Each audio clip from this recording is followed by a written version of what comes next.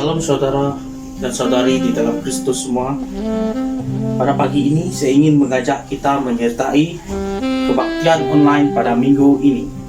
Di sini saya ingin memberitahu bahwa di saat kita dilanda kesusahan atau ditimpa masalah seperti sekarang ini di musim pandemik COVID-19, kita harus tetap bersemangat walaupun kita bermasalah.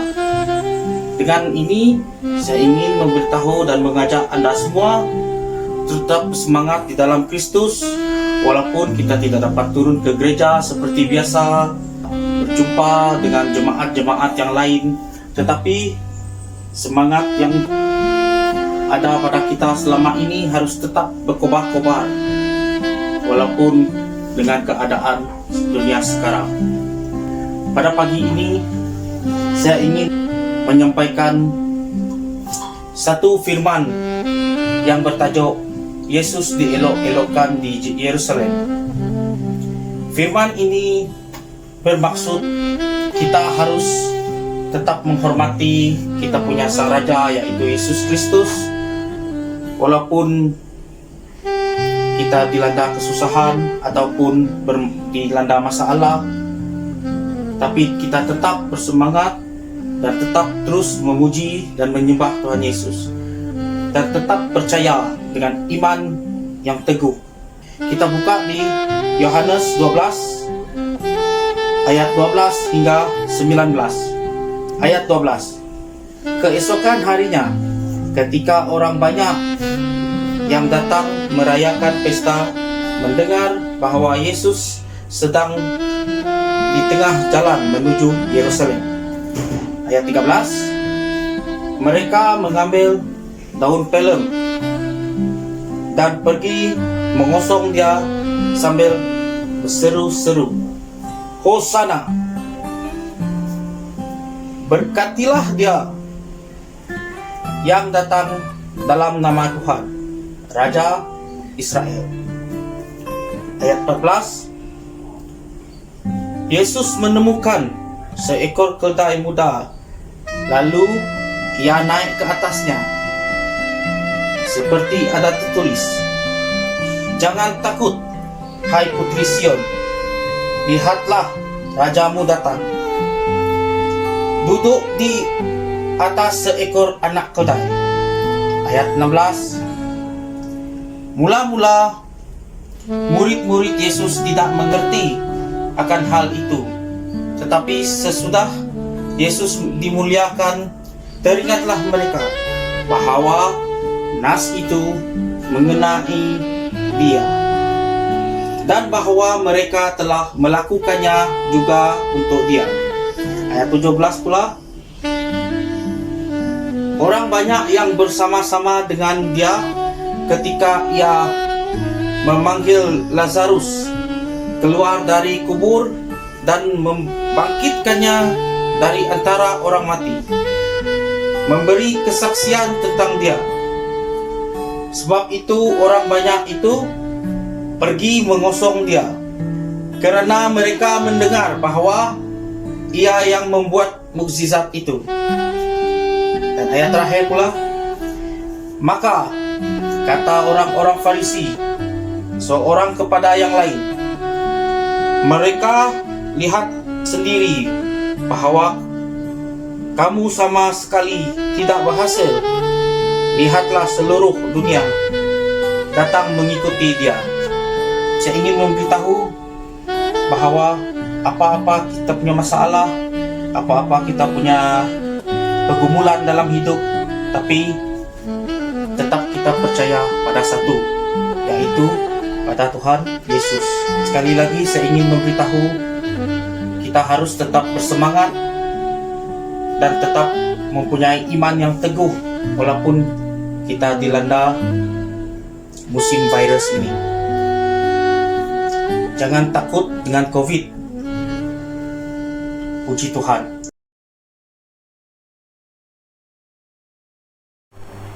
Shalom dan selamat pagi kepada saudara-saudari dalam Yesus Kristus.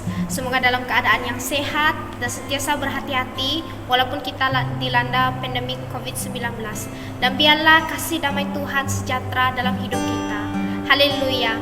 Mari kita sama-sama siapkan hati kita pada pagi ini. Kita merenungkan masa ini untuk bersama dengan Tuhan. Kita mengangkat suara kita. Kita berdoa pada Tuhan Yesus. Kita mengucapkan syukur atas apa yang telah Dia berikan kepada kita, maupun dalam keadaan yang susah ataupun senang, namun Tuhan sentiasa setia dengan kita. Haleluya. Mari kita sama-sama berdoa pada Tuhan Yesus. Bapa kami di syurga, dikuduskanlah nama-Mu di bumi dan di syurga. Hanya Engkau Tuhan Allah yang berkuasa di bumi dan di syurga, dan kami memuji dan memuliakan nama Engkau sampai selama-lamanya.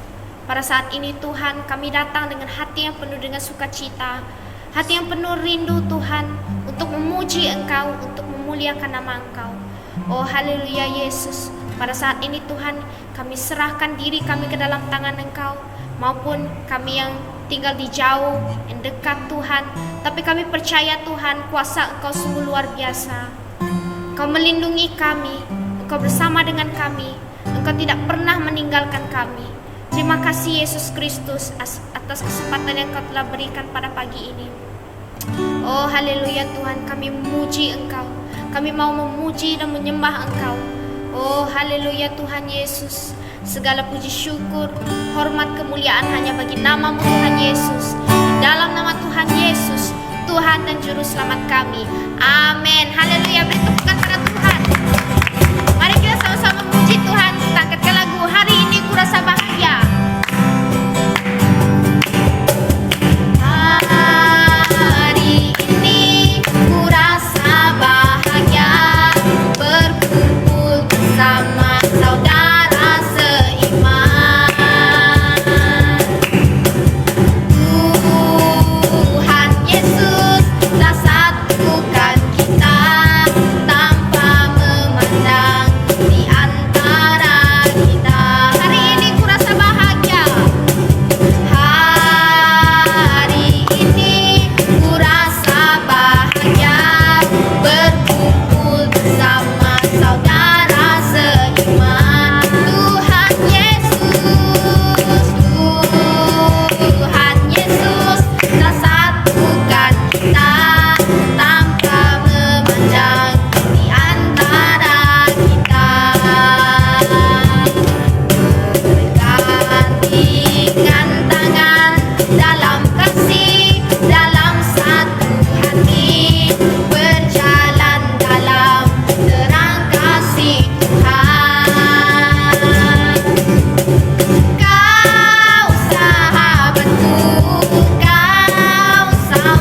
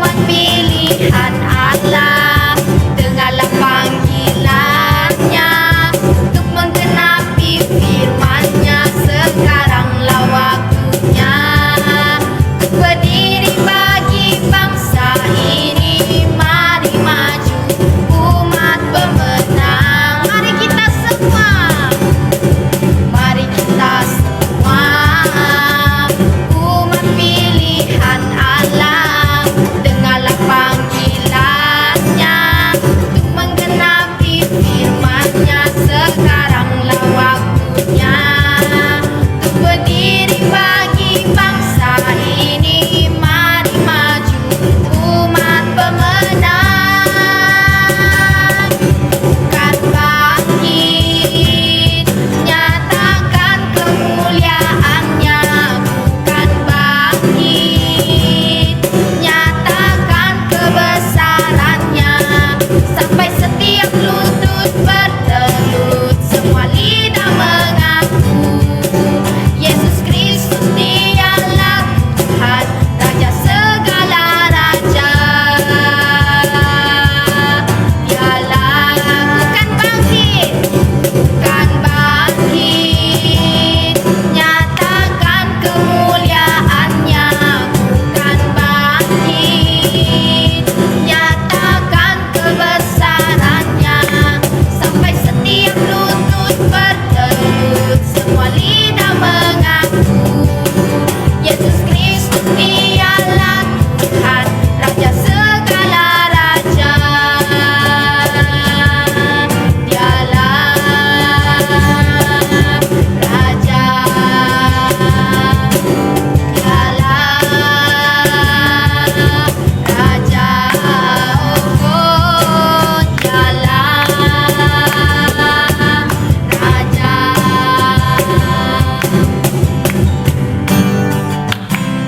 Haleluya, haleluya Tuhan, Engkaulah Raja segala raja, Engkaulah yang termulia. Oh haleluya Yesus, hanya pada Engkau Tuhan kami bersandar. Kami ingin memuji Engkau, kami ingin memuliakan nama Engkau Tuhan, karena Engkau Tuhan yang luar biasa. Oh haleluya Tuhan, oh haleluya Yesus. Pada saat ini Tuhan, kami ingin dekat dengan Engkau Tuhan Yesus, karena kami rindu Tuhan, ingin bersama dengan Engkau. Oh haleluya Yesus, terima kasih Tuhan.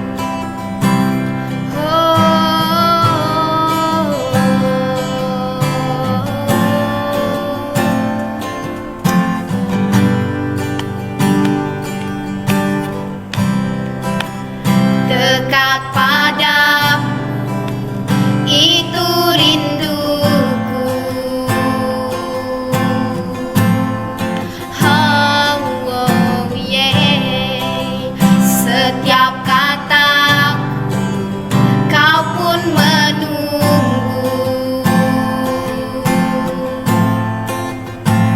Tak kusangka ku temukan satu kasih yang abadi. Kini ku datang dan ku bawa hidupku,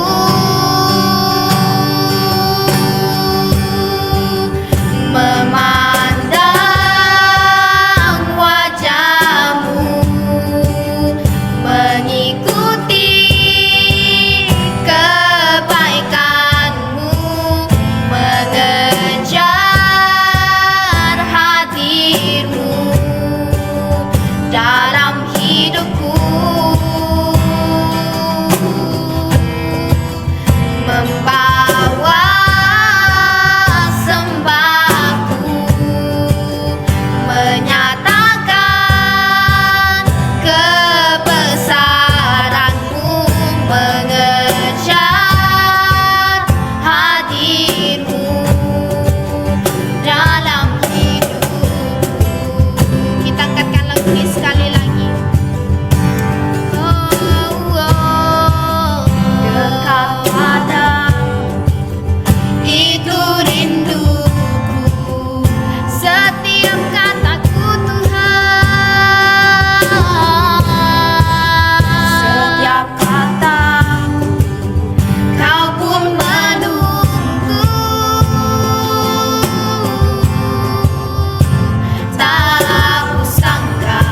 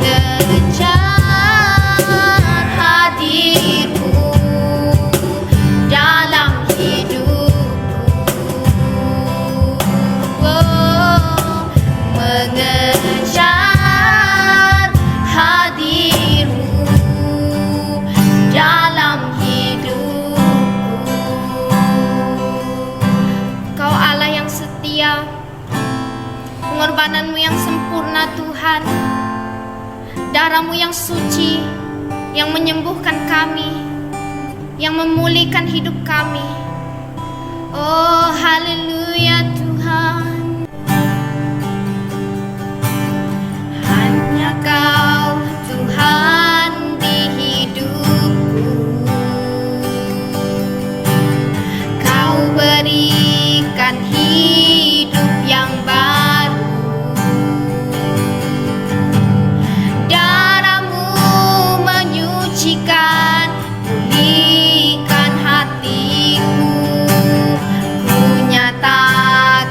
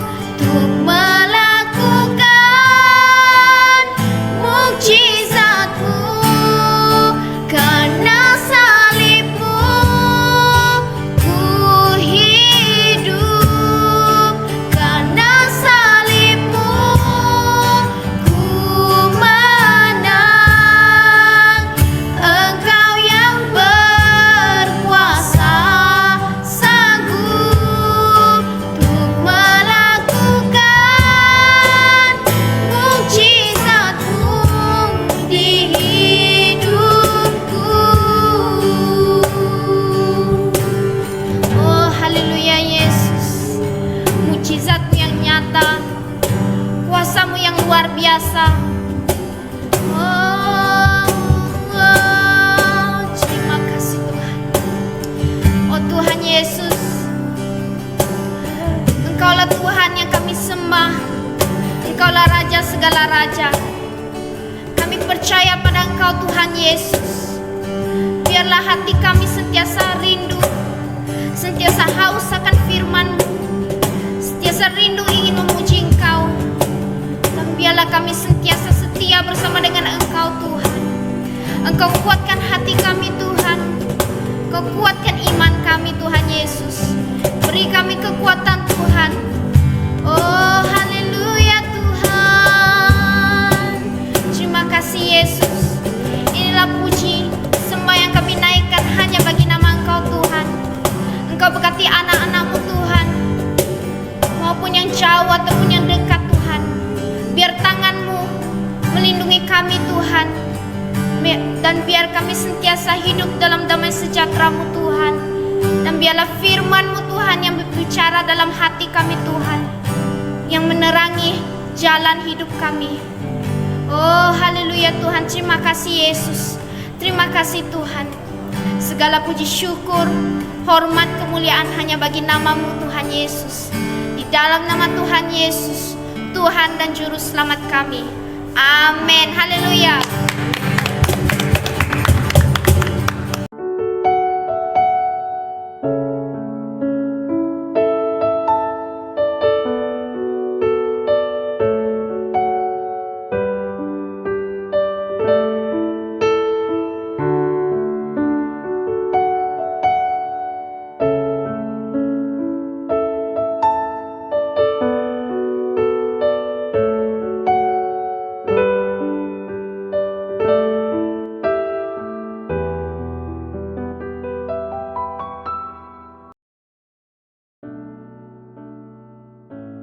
Shalom saudara dan saudari, para jemaat Tuhan yang dikasihi, kasih karunia dan damai sejahtera menyertai Anda dimanapun Anda berada. Kita bersyukur pada hari ini kita dapat meneruskan kebaktian kita secara online untuk minggu yang ke-6. Dan saya percaya bahwa dimanapun kalian berada, baik Anda berada di rumah, saya menggalakkan dan supaya Anda semua sama-sama mengadakan waktu untuk berdoa, membaca firman Tuhan, dan juga menonton siaran YouTube gereja kita. Jadi pada hari ini saya akan menyampaikan firman Tuhan untuk kita semua sebagai makanan rohani kita semua. Karena saya percaya bahwa kita hidup bukan hanya dengan makanan saja, tetapi kita juga hidup dengan firman Tuhan. Jadi sebelum kita melihat di dalam firman Tuhan, sebelum kita mendengar dan belajar bersama-sama, mari kita berdoa, kita serahkan diri kita kepada Tuhan dan hati kita siapkan untuk menerima dan mendengar daripada firman ini. Mari kita berdoa. Allah Bapa kami yang di surga, kami mengucap syukur untuk pagi ini ya Tuhan, karena kasih dan anugerah-Mu, sehingga Tuhan kami dapat mengadakan waktu ini untuk kami mendengar dan juga bersama-sama memuji menyembah Engkau Tuhan, walaupun di manapun kami berada, berbeda lokasi, tetapi kami tahu Tuhan bahwa hadirat-Mu yang tidak terbatas, yang juga bersama dengan kami dimanapun kami berada.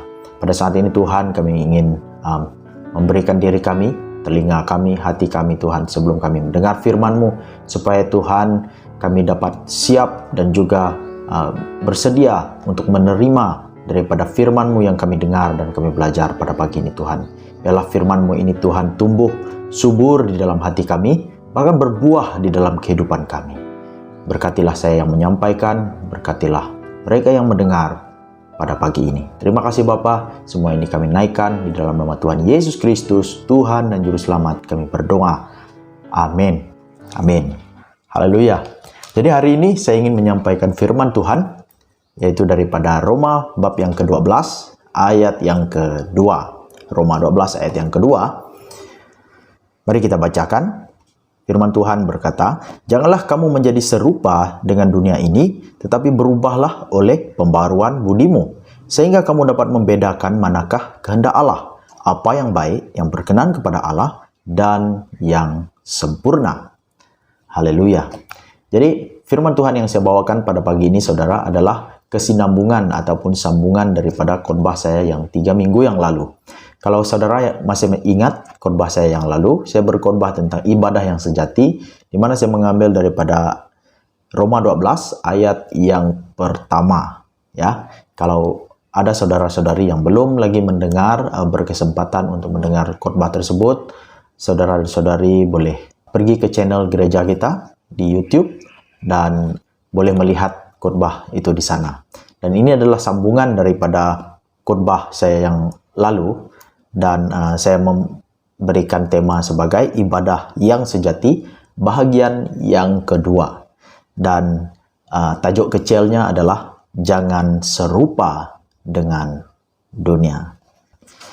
Baiklah, jadi sebelum saya mengupas dengan lebih lanjut petikan daripada firman Tuhan ini, saya ingin memberikan suatu cerita bagi kita sebagai suatu ilustrasi. Dan saya percaya mungkin saudara pernah mendengar cerita ini, dan juga cerita ini sudah banyak digunakan sebagai cerita ilustrasi ya, untuk memberikan gambaran dan pelajaran rohani bagi kita. Dan saya ingin menyampaikan ini supaya membuat kita berpikir sejenak, dan juga sebelum kita menggali firman ini dengan lebih lanjut.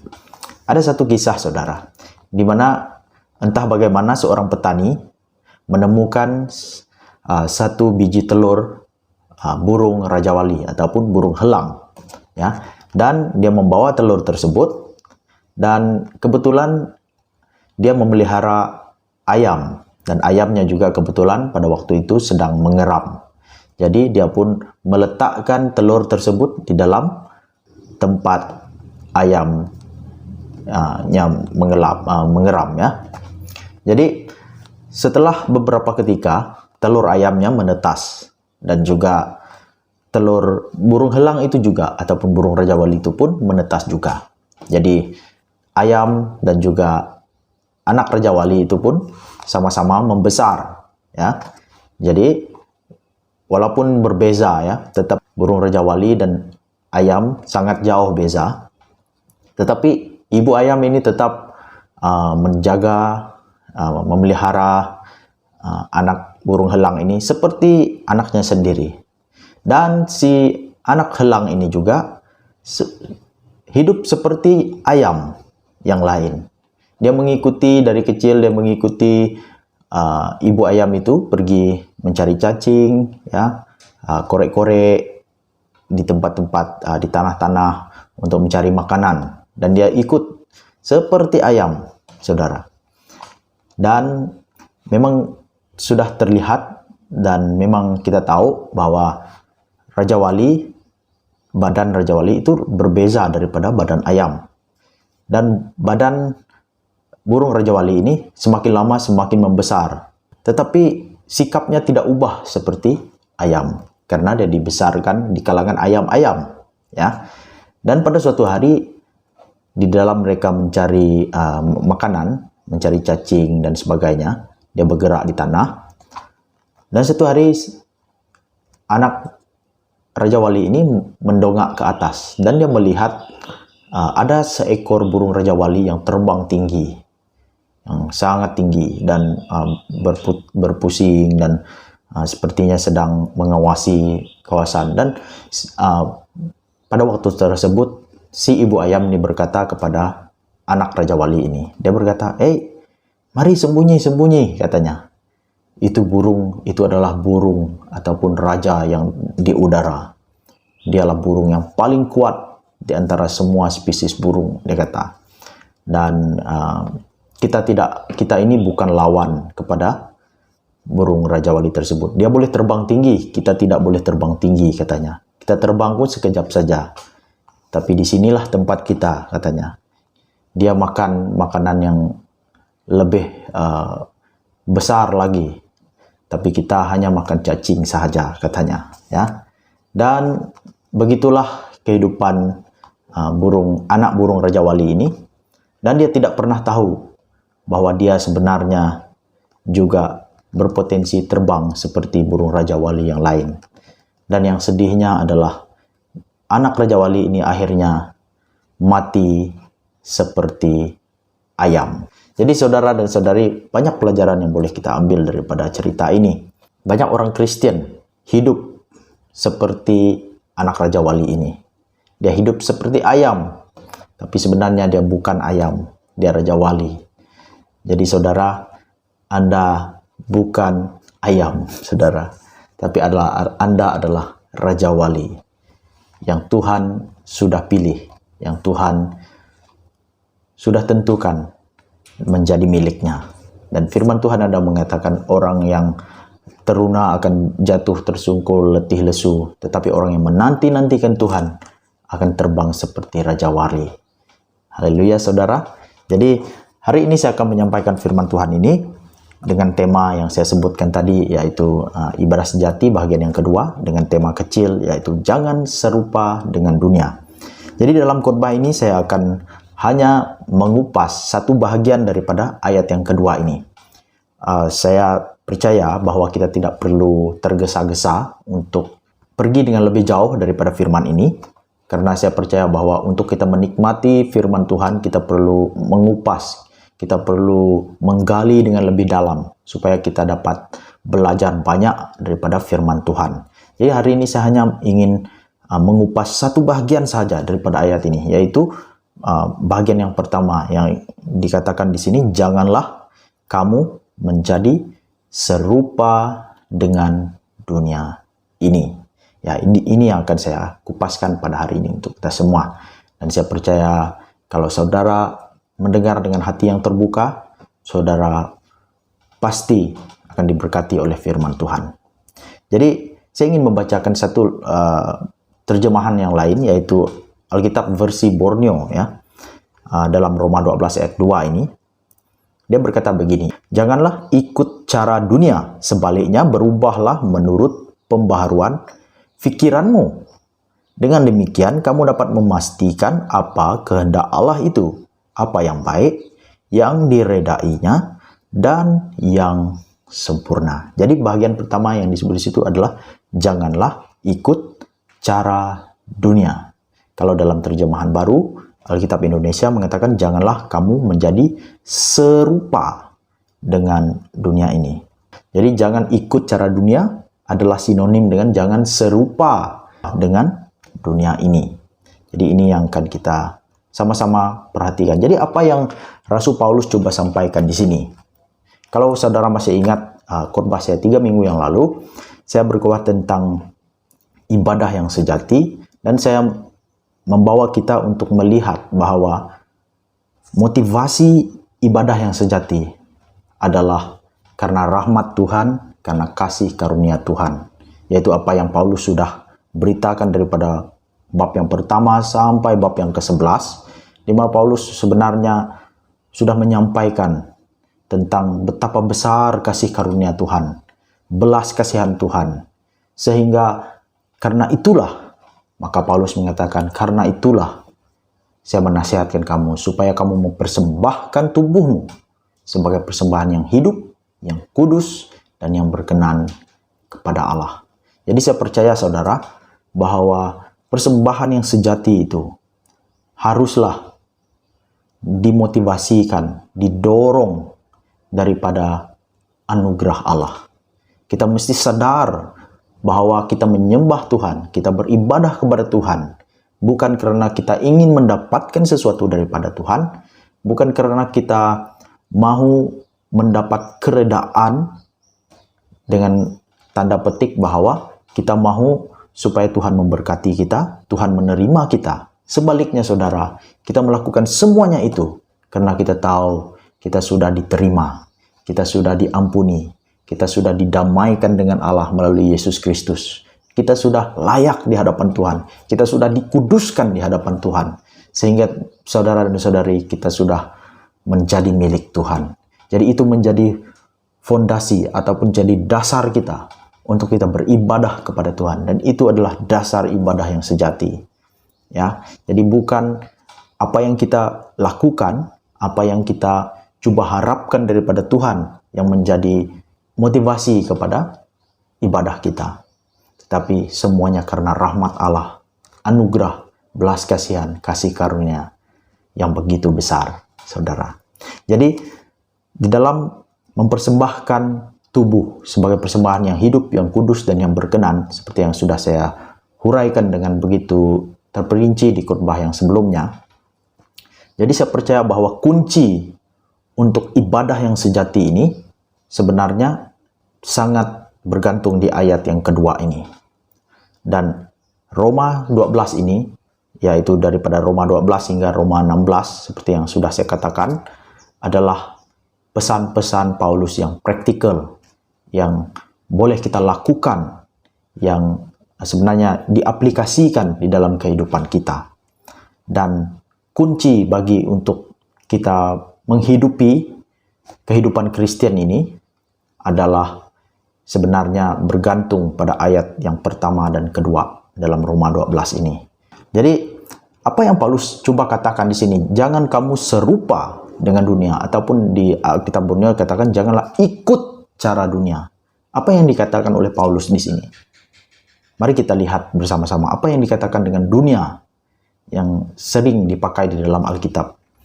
Kalau di dalam Yohanes 3 ayat 16 mengatakan, karena begitu besar kasih Allah akan dunia. Dunia di situ merujuk kepada siapa?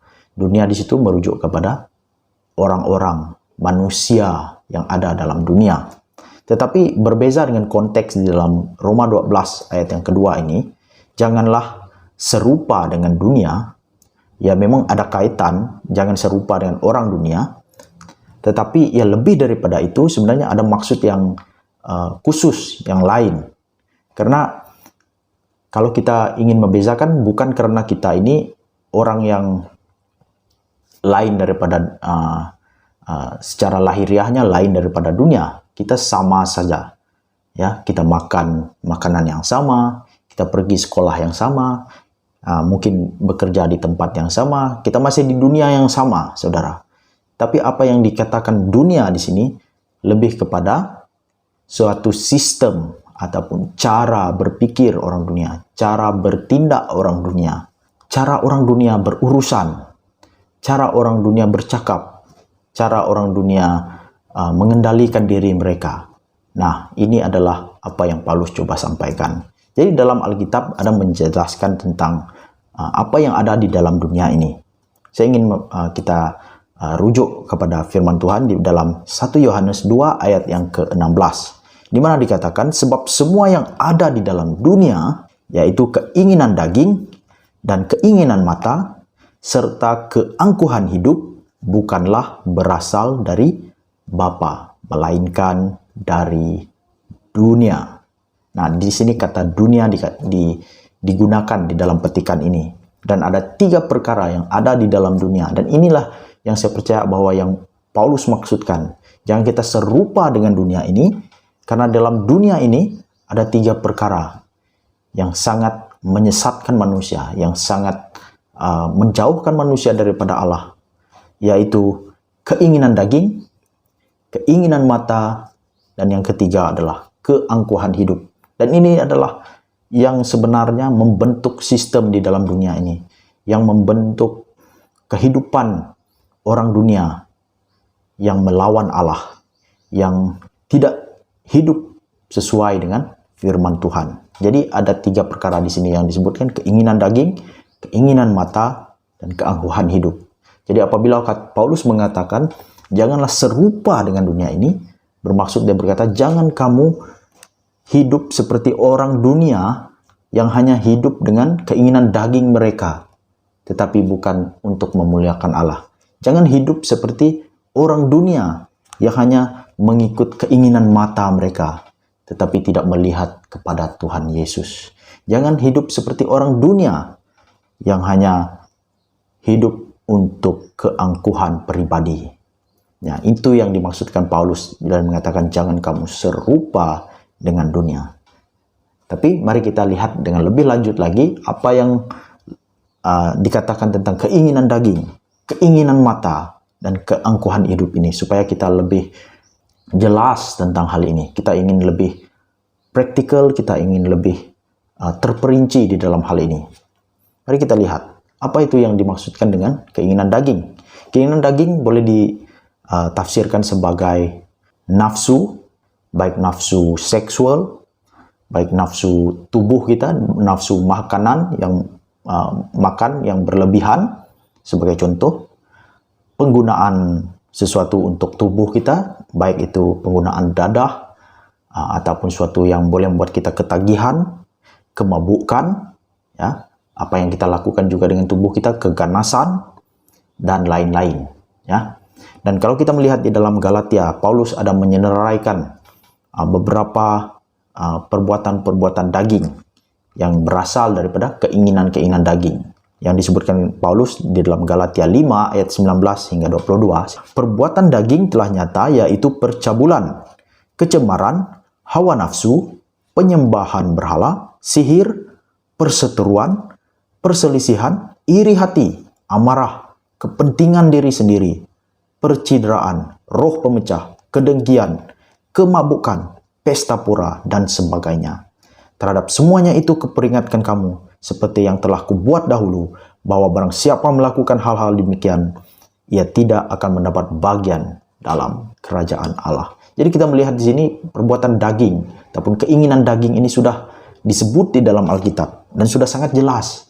Dan tidak perlu saya huraikan dengan lebih lanjut lagi, karena kita sudah melihat apa yang sudah disenaraikan di sini sangat jelas sekali, yaitu keinginan-keinginan yang berlawanan dengan Allah. Keinginan yang hanya untuk tubuh kita sendiri, untuk suatu kepuasan kita sendiri, kepuasan tubuh kita. Dan ia boleh menjadi suatu ketagihan, ia boleh menjadi suatu yang kita cari, dan kita tidak menggunakan itu untuk memuliakan Allah. Ya, semua yang sudah disebut, percabulan, kecemaran, hawa nafsu, semua ini adalah bukannya memuliakan Allah, tetapi sebenarnya untuk kepuasan daging kita sendiri.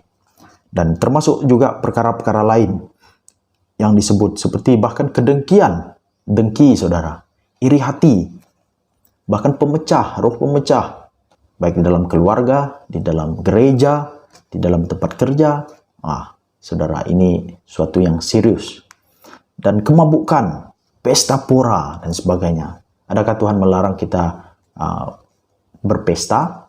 Sudah tentu tidak, saudara. Tetapi apa yang coba disampaikan adalah suatu keinginan yang hanya ingin berpesta dan melupakan Tuhan. Hanya untuk kepuasan pribadi, kepuasan mencari keseronokan tanpa Tuhan. Itu yang dimaksudkan. Jadi itu keinginan daging. Jadi apalagi yang kedua, yaitu keinginan mata. Keinginan mata adalah yang dimaksudkan di sini adalah suatu dari pandangan mata yang mengarah kepada keinginan dari apa yang kita lihat, dan itu menimbulkan keinginan dan iri hati dalam hati kita. Sebab itu di dalam hukum 10 ada disebut tentang jangan mengingini, dan di sini keinginan mata ini adalah bila kita melihat milik orang lain dan kita mengingini itu daripada mata kita. Dan daripada mata, keinginan mata dan keinginan daging ini saling bersangkutan. Karena daripada mata kita menarik minat kita, dan akhirnya keinginan daging kita membuat dan kita mengingini sesuatu yang kita lihat itu. Ya, apa yang menjadi milik orang lain. Yang kedua adalah untuk kepentingan diri kita. Bila kita lihat sesuatu yang menarik, yang baik, dan kita mahu benda itu, tetapi benda itu bukan milik kita, ya, mungkin dalam konteks mungkin istri orang lain, suami orang lain, mungkin buah-buahan orang lain kalau kita di kampung, mungkin sayur-sayuran orang lain, ya, dan banyak lagi saudara, milik orang lain. Dan itu menginginkan apa yang kita inginkan, dan apa yang diiklan-iklankan, ya, dengan promosi-promosi, walaupun kita tahu keadaan ekonomi kita sendiri tidak mengizinkan, tetapi itu, saudara, menarik minat kita, memberi tarikan kepada mata kita, sehingga kita sendiri terjebak, dan akhirnya kita tidak dapat mengawal diri, dan itu adalah keinginan mata, saudara. Jadi itu keinginan mata. Kalau kita melihat di dalam Alkitab, di mana contoh yang jelas seperti Raja Daud, ya, di dalam 2 Samuel 11 ayat yang kedua, Sekali peristiwa pada waktu petang ketika Daud bangun dari tempat pembaringannya, lalu berjalan-jalan di atas sotoh istana, tampak kepadanya dari atas sotoh itu seorang perempuan sedang mandi. Perempuan itu sangat elok rupanya. Apa yang terjadi di sini, saudara? Keinginan mata. Daripada mata, sehingga menimbulkan keinginan di dalam hati, dan akhirnya kita tahu cerita ini berakhir dengan perzinahan. Ya. Daud dengan Batsheba.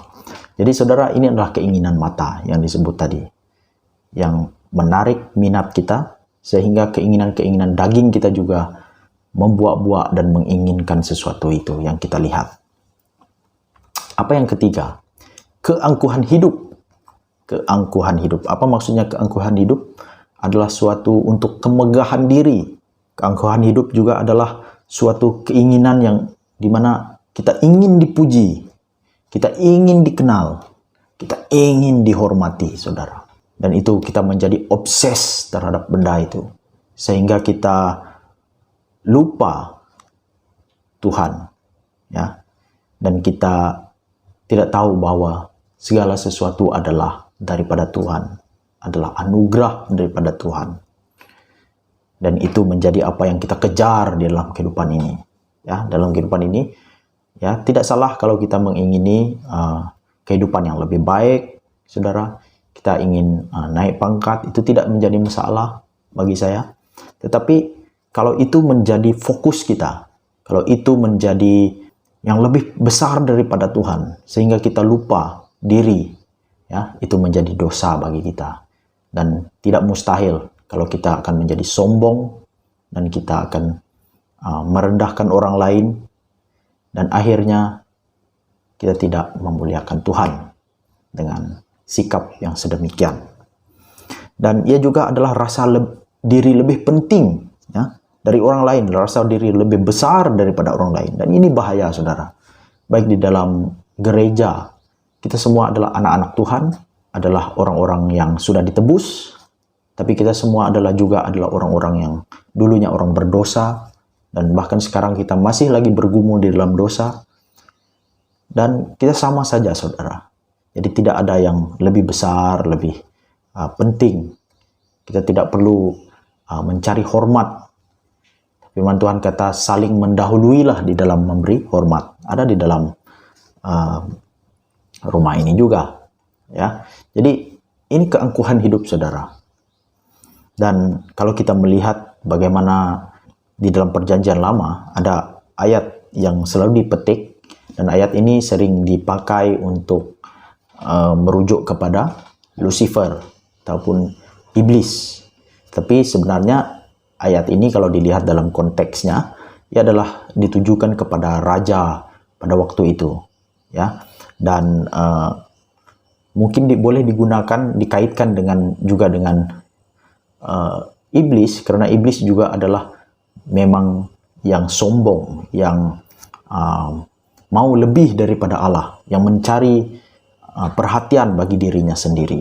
Dan dikatakan di dalam Yesaya 14 ayat 13 hingga 14 dikatakan, engkau yang tadinya berkata dalam hatimu, aku hendak naik ke langit, aku hendak mendirikan tahtaku mengatasi bintang-bintang Allah, dan aku hendak duduk di atas bukit pertemuan jauh di sebelah timur. Aku hendak naik mengatasi ketinggian awan-awan, hendak menyamai yang maha tinggi.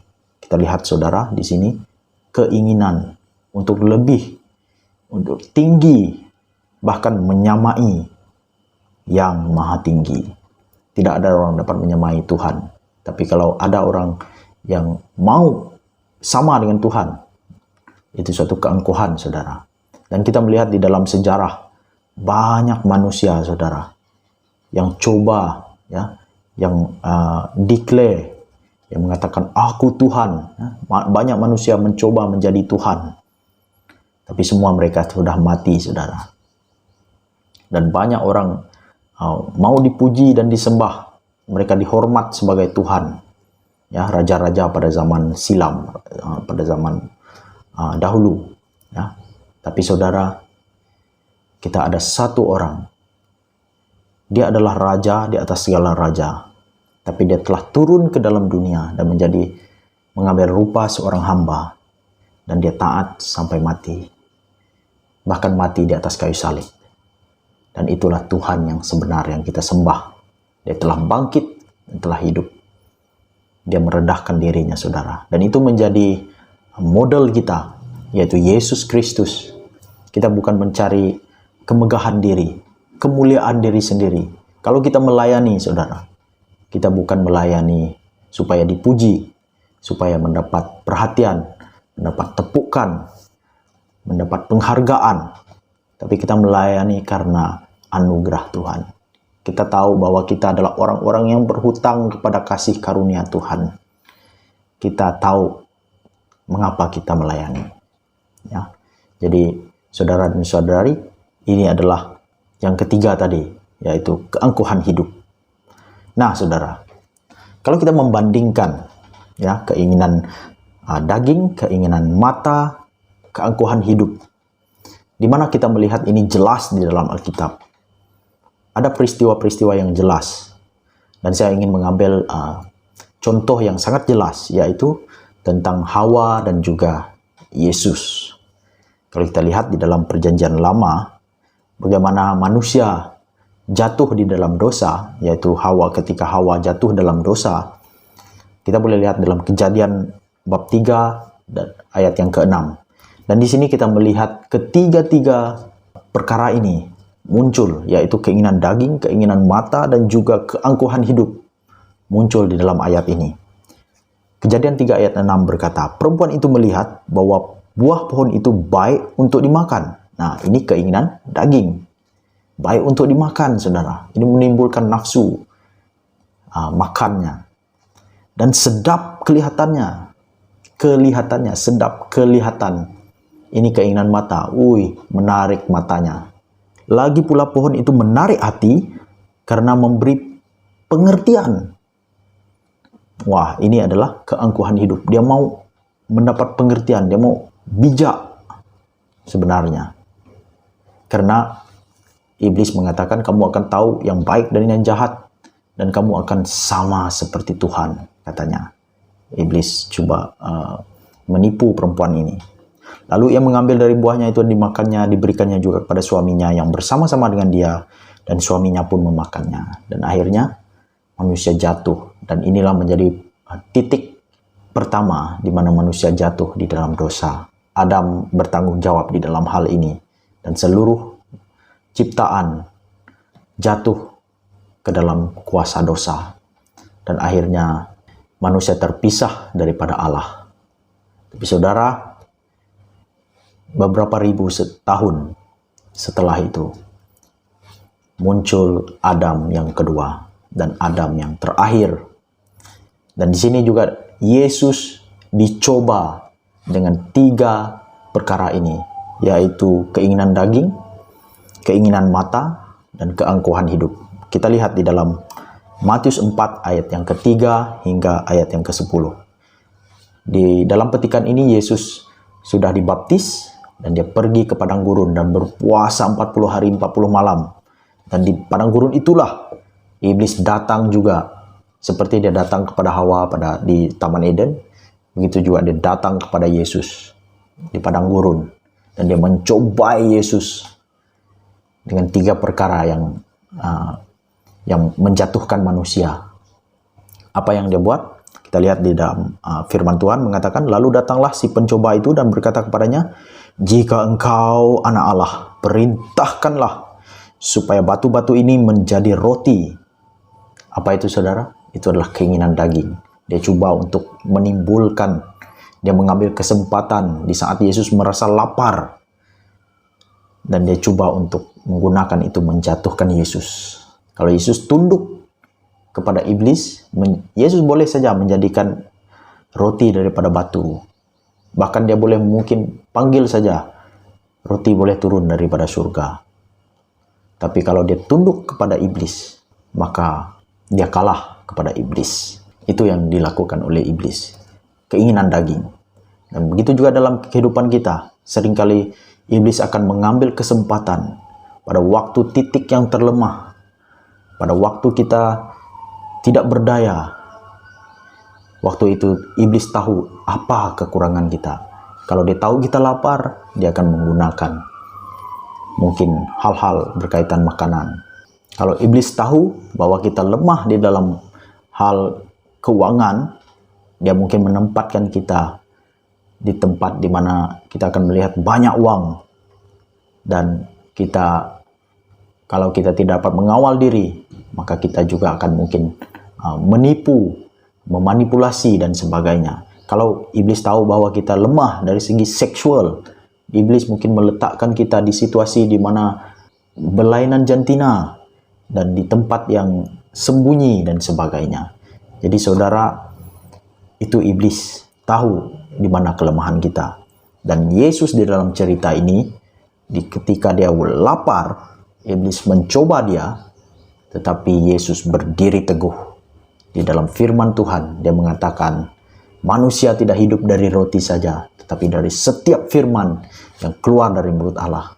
Dan Yesus berjaya mengatasi pencobaan yang iblis berikan kepada dia. Dan apalagi pencobaan yang kedua. Dan dia membawa Yesus, yaitu ke bubungan bait Allah. Ya, dan dia berkata, jika engkau anak Allah, jatuhkanlah dirimu ke bawah. Sebab ada tertulis mengenai engkau, ia akan memerintahkan malaikat-malaikatnya, dan mereka akan menantang engkau di atas tangannya, supaya kakimu jangan terantuk kepada batu. Dan apa ini? Ini adalah keangkuhan hidup, saudara. Karena apa? Kalau Yesus menjatuhkan diri, dan Yesus tidak mati, karena dia ditahan ataupun ditatang oleh malaikat-malaikat. Bayangkan saudara. Dan pada ketika itu kemungkinan banyak orang di bait Allah. Tapi kalau Yesus terjun dan orang melihat dia terjun dan akhirnya dia tidak mati, maka orang akan memuji-muji, wah, siapakah ini? Dan itu akan menjadi keangkuhan hidup bagi Yesus. Ini yang dilakukan oleh iblis. Tapi pencobaan kedua ini juga gagal. Karena Yesus berkata, janganlah engkau mencobai Tuhan Allahmu.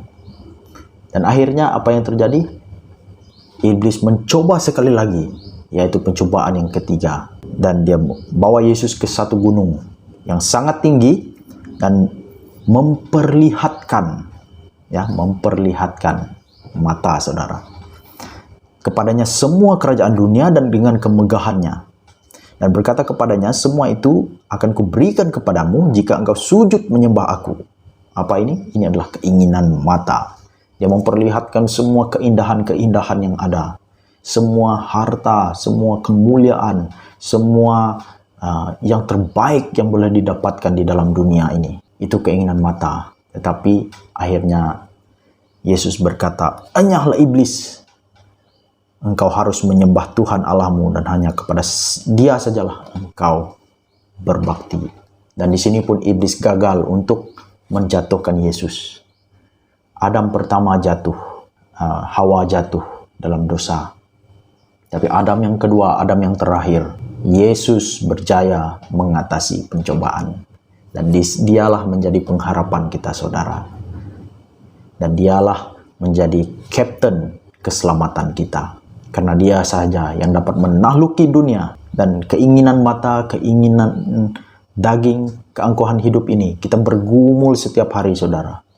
Ada saja perkara yang boleh membuat kita tunduk kepada keinginan daging kita, keinginan mata kita, bahkan untuk kemegahan, kemuliaan diri kita sendiri. Tetapi saudara, kita memiliki Yesus yang telah menang di atas semuanya. Dan itu pengharapan kita saudara. Jadi Paulus mengatakan, janganlah engkau serupa dengan dunia ini. Maka itu saudara, kita bukan milik dunia. Kita tidak hidup untuk hanya memuaskan nafsu daging kita. Kita tidak hidup hanya untuk memuaskan mata kita. Kita tidak hidup hanya untuk kepentingan pribadi. Paulus juga mengatakan di hari-hari terakhir manusia akan mencintai dirinya sendiri. Kita lihat saja saudara, bagaimana manusia pada hari-hari ini. Kita sukakan perhatian. Kita mau mendapat like kalau di social media. kita mencari perhatian, manusia mau dirinya rasa dihargai, rasa dihormati, dimegahkan. Pada suatu sisi ia tidak salah, saudara. Tetapi kalau ia berlebihan sehingga kita mengambil posisi Tuhan, kita lebih mengutamakan ego kita, maka itu menjadi dosa di dalam kehidupan kita. Jadi saudara, itu yang dikatakan Paulus. Janganlah engkau serupa dengan dunia ini. Nah, saya ingin memberikan 3 perkara tentang bagaimana untuk tidak serupa dengan dunia. Saudara, ini daripada pembacaan, daripada apa yang kita fahami, saya ingin kaitkan dengan apa yang telah saya kongsikan pada minggu-minggu yang lalu tentang khotbah ibadah sejati bagian yang pertama itu. Jadi saya ingin mengaitkan sedikit dan juga ingin memberikan sedikit juga poin yang baru bagi kita supaya kita dapat gunakan ini untuk kehidupan kita. Jadi bagaimana untuk tidak serupa dengan dunia? Bagaimana? Ya. Jadi poin yang pertama adalah kita perlu dan selalu ingat bahwa kita diselamatkan semata-mata karena anugerah, ataupun karena rahmat, ataupun karena kasih karunia Tuhan. Ini adalah poin yang sebenarnya poin yang dahulu yang saya kongsikan di khotbah di bagian yang pertama itu. Kita mesti selalu ingat, saudara, bahwa kita diselamatkan semata-mata karena anugerah, karena rahmat, karena kasih karunia. Kita diselamatkan bukan karena kita baik. Kita diselamatkan bukan karena kita ini tidak seperti pembunuh. Kita mungkin pikir pembunuh itu lebih jahat daripada kita. Kita mungkin pikir kita lebih baik daripada orang lain. Kita pikir kita lebih beragama daripada orang lain. Tidak, saudara. Semua kita adalah orang berdosa. Jadi kita mesti ingat bahwa kita diselamatkan karena anugerah Tuhan. Maka kalau kita mau, jangan seperti dunia. Dunia selalu mencari kemegahan diri, mencari merit bagi dirinya sendiri.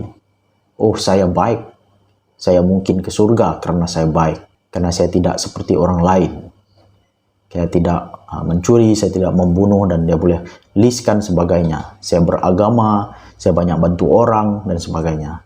Tapi saudara dan saudari dalam Kristus, kita harus ingat bahwa yang pertama, kita diselamatkan karena anugerah Allah.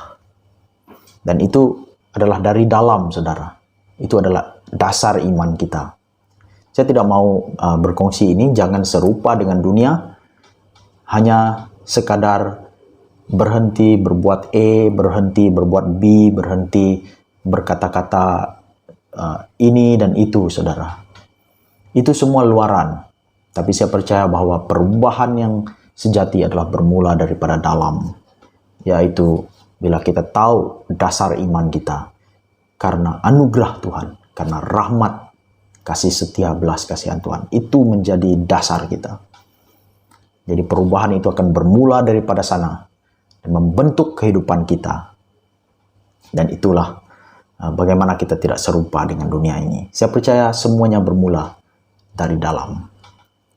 Dan yang kedua, bagaimana untuk tidak serupa dengan dunia adalah kita juga mesti selalu ingat siapa identiti kita di dalam Yesus Kristus. Siapa identiti kita di dalam Tuhan? Firman Tuhan mengatakan barang siapa yang menerimanya, diberinya kuasa supaya menjadi anak-anak Allah. Di dalam Roma juga mengatakan kalau kita percaya dengan mulut kita, mengaku dengan mulut kita, percaya dalam hati kita, kita ini diselamatkan, saudara. Jadi kalau saudara dan saudari orang yang percaya di dalam Yesus, Anda adalah orang-orang yang sudah ditebus, orang-orang yang sudah diselamatkan karena kasih karunia Tuhan. Anda sudah dilayakkan di hadapan Tuhan. Jadi Anda adalah milik Tuhan, anak Tuhan. Dengan roh Tuhan berseru di dalam hati kita. Kita berseru kepada Tuhan, memanggil dia, ya Aba, ya Bapa. Jadi itu identiti kita, saudara. Kita melihat bagaimana iblis coba menjatuhkan Hawa, bagaimana dia menjatuhkan Yesus. Kepada Hawa dia berkata, tidak, kamu tidak akan mati. Tapi ketika kamu makan buah itu, mata kamu akan terbuka dan kamu tahu apa itu baik dan jahat, dan kamu akan menjadi sama seperti Allah, katanya. Tetapi kita tahu bahwa Adam dan Hawa memang diciptakan serupa dengan gambaran Allah. Mereka memang sudah sama dengan Allah. Mereka sudah memiliki gambaran Allah di dalam diri mereka, image Allah. Mereka adalah image Tuhan. Tapi iblis coba untuk mengacaukan identiti mereka, meragukan identiti mereka. Dan begitu juga apa yang dia lakukan kepada Yesus. Kalau kita melihat bagaimana dia mencoba Yesus di padang gurun, apa yang dia katakan kepada Yesus? Dia katakan, jika engkau anak Allah. 2 kali dia mengatakan demikian, jika engkau anak Allah, tukarlah batu ini menjadi roti. Jika engkau anak Allah, terjunlah daripada bumbungan ini. Apa yang iblis coba lakukan adalah, dia coba membuat Yesus sepertinya ragu, adakah dia benar-benar anak Allah. Padahal kita tahu sebelum Yesus dicoba di padang gurun, ketika dia dibaptiskan, ya, suara dari langit berkata, inilah anak yang kukasihi, kepadanya lah aku berkenan. Kita lihat di sini bagaimana iblis coba menjatuhkan manusia. Identity, saudara. Betapa pentingnya kita ingat identity kita. Yesus tahu identitinya. Dia bukan jika-jika lagi. Dia tidak melakukan sesuatu untuk membuktikan bahwa dia anak Allah. Dia tahu dia anak Allah. Saudara, jadi kita melihat itu. Identity sangat penting sebagai orang percaya. Banyak orang Kristen seperti yang saya katakan di awal cerita tadi tentang Raja Wali, anak Raja Wali dan ayam. Banyak orang Kristen yang hidup seperti ayam, Kristen ayam, dan akhirnya mati seperti ayam. Begitu sedih, saudara. Mari kita belajar. Kita adalah orang-orang yang telah menang. Anak-anak Tuhan yang telah ditebus. Kita adalah anak raja. Maka bersikaplah seperti anak raja, segala raja. Kita adalah garam dan terang dunia. Dan minggu lalu kita dengar khotbah tentang berbuah, saudara. Mari kita belajar, mempraktikkan iman kita, sehingga kita berbuah, memberkati orang lain. Jadi identiti kita adalah di dalam Yesus. Dan yang ketiga adalah, bagaimana untuk kita tidak serupa dengan dunia ini, adalah kita juga selalu ingat bahwa kita adalah orang-orang yang dikasihi Tuhan. Dan kita juga harus berusaha untuk mengasihi Dia. Jadi ini yang dilakukan oleh iblis kepada Yesus. Mula-mula dikatakan, jika engkau anak Allah. Supaya dia meragukan. Tetapi apa yang iblis tidak sebut di dalam pencobaan itu, dia tidak mengatakan, jika engkau anak Allah yang dikasihi. Tetapi saudara, Yesus tahu siapa identitinya. Dia tahu bahwa baru saja dia mendengar daripada Bapanya di surga, inilah anakku yang ku kasihi. Jadi saudara, kita perlu selalu mengingat ini, bahwa kita dikasihi, saudara. Kita sebenarnya sangat-sangat dekat di hati Tuhan. Orang-orang percaya, orang-orang yang sudah ditebus, kita ini adalah orang-orang yang dikasihi oleh Tuhan. Ada bezanya orang yang hidup mengalami kasih dengan orang yang tidak pernah dikasihi, saudara. Orang yang tidak pernah mengalami kasih sayang akan menyakiti orang lain, berdendam orang lain, bermusuh dengan orang lain, dengki dengan orang lain, dan mungkin akan melakukan keganasan kepada orang lain. Tetapi orang yang mengalami kasih, saudara, orang yang demikianlah yang akan tahu mengasihi orang lain. Jadi kalau kita ini menyakiti orang lain, kemungkinan kita juga tersakiti. Kita lupa bahwa kita dikasihi oleh Tuhan. Jadi saudara, kalau Allah kita adalah Allah yang mengasihi, kita juga mengasihi. Dan kita juga berusaha, saudara, supaya kita juga mengasihi Tuhan. Seperti kata firman Tuhan, kasihilah Tuhan Allahmu dengan segenap hatimu, dengan segenap jiwamu, dengan segenap kekuatanmu, dengan segenap akal budimu. Itu memang mustahil, saudara. Tetapi itu yang kita lakukan. Kita mengasihi Tuhan. Kita mau hidup bersekutu dengan Tuhan. So itu dalam 1 Yohanes 2 ayat 15 dia ada mengatakan, janganlah kamu mengasihi dunia. Kalau Paulus tadi dia berkata jangan kamu serupa dengan dunia. Tapi Rasul Yohanes mengatakan jangan kamu mengasihi dunia. Dua ini bersangkutan, saudara. Kalau kita mengasihi dunia, akhirnya kita akan serupa dengan dunia.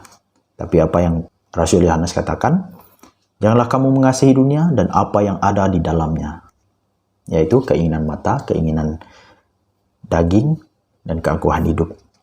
Jikalau orang mengasihi dunia, maka kasih akan Bapa tidak ada di dalam orang itu. Apa maksudnya, saudara? Kasih akan Bapa ini boleh kita ambil dalam dua maksud. Yang pertama adalah kasih kita kepada Tuhan. Kalau kita tidak mengasihi Tuhan, maka kita akan tahu bahwa kita akan mengasihi dunia. Keinginan daging kita, keinginan mata kita. Kita akan jatuh di dalam keangkuhan hidup. Tetapi kalau kita mengasihi Tuhan, secara tidak langsung kita akan tahu. Kita akan tahu membedakan keinginan daging dan keinginan roh kita. Dan maksud yang kedua daripada ini adalah kasih akan Bapa ini adalah kasih yang kita terima dari Bapa. Dalam bahasa Inggris menggunakan the love of the Father, yaitu kasih Bapa itu tidak ada dalam orang itu. Maksudnya di sini adalah kalau orang itu mengalami kasih daripada Bapa, dia tahu dia dikasihi, maka dia tidak akan mengasihi dunia. Itu yang boleh kita pahami daripada ayat ini. Dan bagaimana, apakah buktinya kalau kita mengasihi Tuhan? Yesus mengatakan, jikalau kamu mengasihi aku, kamu akan menuruti segala perintahku. Itu dikatakan di dalam Yohanes 14 ayat 15, juga diulang ayat 23 dan ayat yang ke-24. Jadi saudara dan saudari dalam Kristus, firman Tuhan mengatakan, janganlah kamu serupa dengan dunia ini. Bermaksud, jangan kita seperti orang dunia yang hidup di dalam keinginan daging, hidup di dalam keinginan mata, hidup untuk keangkuhan pribadi, keangkuhan hidup. Tapi saudara, kita dipanggil untuk melayani Tuhan. Kita dipanggil untuk menceritakan tentang Tuhan, memberitakan Injil Yesus Kristus. Dan saya akui bahwa 3 perkara ini yang ada di dalam dunia ini, kita masih bergumul. Walaupun kita sudah menjadi orang Kristen, kita masih bergumul, saudara. Kita masih lagi berjuang. Dan kadang-kadang kita menang, dan kadang-kadang kita mungkin tewas dengan keinginan daging kita, keinginan mata kita, keangkuhan hidup kita. Tapi kita belajar, saudara. Sebab itu kita harus ingat 3 perkara itu tadi. Kita ingat identiti kita, kita ingat anugerah Tuhan. Kita harus selalu berbekalkan perkara itu. Dan saudara, kita harus melihat kepada Yesus. Karena Yesuslah yang menang terhadap semua pencobaan itu. Dan dialah kapten kita, dialah general kita. Dan kita boleh berharap kepadanya. Dalam 1 Korintus 10 ayat 13 saya ingin bacakan sebelum kita mengakhiri. Dikatakan pencobaan-pencobaan yang kamu alami ialah pencobaan-pencobaan biasa yang tidak melebihi kekuatan manusia.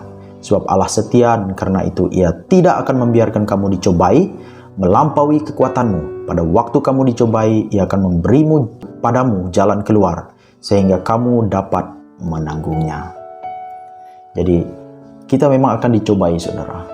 Tetapi janji Tuhan bahwa pencobaan-pencobaan itu Tuhan ada jalan keluar bagi kita. Kita mesti berharap pada Yesus, kita bergantung kepada Yesus, itulah kekuatan kita. Dan Ibrani 2 ayat 18 juga berkata, oleh karena ia sendiri menderita karena pencobaan, maka ia dapat menolong mereka yang dicobai. Yesus pernah dicoba, saudara. Dan Yesus menang. Dan dia tahu bahwa kita juga selalu dicoba. Sebab itu saudara, kita boleh berharap kepada Yesus. Kita bergantung kepada Yesus. Dia telah menang dan dia menjanjikan juga kita juga menang bersama-sama dengan dia. Haleluya saudara. Jadi dimanapun saudara pada saat ini, saya berharap firman ini memberkati saudara dan saudari dalam Tuhan. Untuk mengakhiri perkongsian pada hari ini, saudara ingatlah bahwa kehidupan sebagai orang percaya tidak mudah. Kita bergelut dengan dosa, kita berlawan dengan daging kita, keinginan kita, dengan keangkuhan pribadi kita. Kita juga ditawan dan sering tertarik dengan banyak benda di luar yang ditawarkan oleh dunia. Tetapi saudara dan saudari dalam Kristus, itulah panggilan kita, supaya kita lain, berbeda daripada dunia ini. Dan Tuhan mau kita hidup semakin hari semakin menyerupai Kristus. Dan itulah panggilan kita. Saudara, saya berharap firman ini benar-benar meneguhkan kita, benar-benar membuka mata kita. Dan mari kita memberikan diri kita kepada Tuhan. Dan biarlah Tuhan yang mengubah kita dari dalam. Ingatlah bahwa Anda adalah orang-orang yang sudah dipilih Tuhan, yang dikasihinya, yang ditebus. Saudara, Paulus mengatakan janganlah serupa dengan dunia ini. Dan itulah sebagian kunci bagaimana kita dapat beribadah kepada Tuhan. Ibadah yang sejati itu, kita tidak serupa dengan dunia. Dan saudara, perkongsian berikutnya saya akan menyambung daripada perkongsian ini. Jadi kita akan berjumpa lagi di minggu yang akan datang. Jadi sebelum itu mari kita berdoa. Bapa kami di surga, kami bersyukur, berterima kasih karena rahmat-Mu yang telah memberikan kami ruang dan waktu untuk belajar daripada firman-Mu ini Tuhan. Kami mengaku Tuhan bahwa walaupun kami sudah menjadi orang percaya, kami masih lagi Tuhan bergelut, kami masih bergumul di dalam kehidupan di dalam dunia ini. Seringkali Tuhan kami juga tewas, tapi Tuhan kami mengaku Tuhan bahwa hanya Engkaulah yang dapat menang. Maka itu Tuhan kami dapat berharap kepada Engkau. Tuhan pimpinlah kami, bantulah kami dalam kehidupan kami sebagai orang percaya. Biarlah kami Tuhan dapat juga menang di atas segala pencobaan. Kami tidak mau serupa dengan dunia ini, tapi kami mau menjadi serupa dengan Engkau. Daripada kemuliaan sampai kepada kemuliaan. Terima kasih Bapa, berkati jemaat Tuhan dimanapun mereka berada, dalam kesehatan mereka, dalam keselamatan mereka, dalam mereka keluar dan masuk daripada rumah mereka, dalam keluarga mereka masing-masing, kemanapun mereka Tuhan, Engkau melindungi, menjaga mereka, mencukupkan mereka, memelihara mereka Tuhan, daripada semua perkara. Terima kasih Bapa, semua ini kami naikkan di dalam nama Tuhan Yesus Kristus, Tuhan dan Juru Selamat kami berdoa. Amin. Terima kasih saudara, kita berjumpa lagi di minggu yang akan datang.